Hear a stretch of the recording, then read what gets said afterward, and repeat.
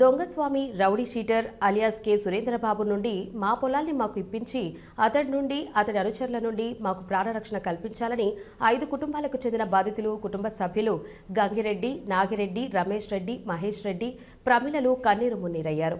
Tirupati press క్లబ్లో ఆదివారం ఏర్పాటు చేసిన విలేకరుల సమావేశంలో గంగిరెడ్డి కుమారుడు నాగిరెడ్డి మాట్లాడారు.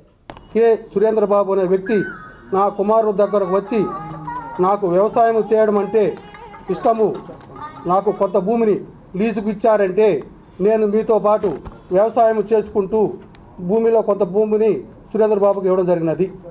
అతను రాత్రికి రాత్రే ఒక గుడిసె వేసి అందులో వారాహి మాత అనే విగ్రహం ఏర్పాటు చేసి పూజలు జరుపుకుంటున్నాడు.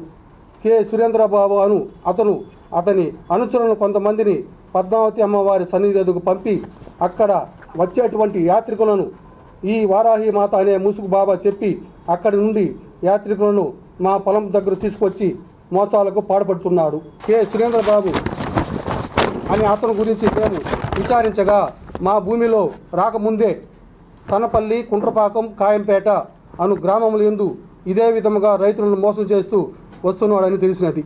అతను స్వామీజీ అని చెప్పుకుంటూ అతను మరియు అతని మంది భార్వములు కలిసి మద్యము సేవించి ఉండగా అక్కడ రైతులు అతనిని కట్టివేసి కొట్టడం జరిగినది. తరువాత పోలీసులు అతన్ని రక్షించి తీసుకొని పోవడం జరిగినది. దీనికి సంబంధించిన వీడియోలు కూడా మా దగ్గర ఉన్నది. కొద్ది రోజుల క్రితము అతను మాపై పోలీస్ స్టేషన్కి వెళ్ళి మాపై ఫిర్యాదు చేసినాడు.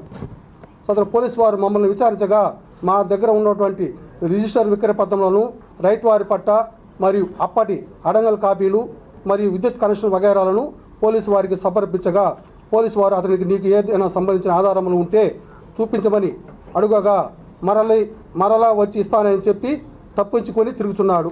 మరియు నాకు పెద్ద వాళ్ళు తెలుసు, మీ అంతు చూస్తా అని వచ్చి పదే బెదిరించుతున్నాడు.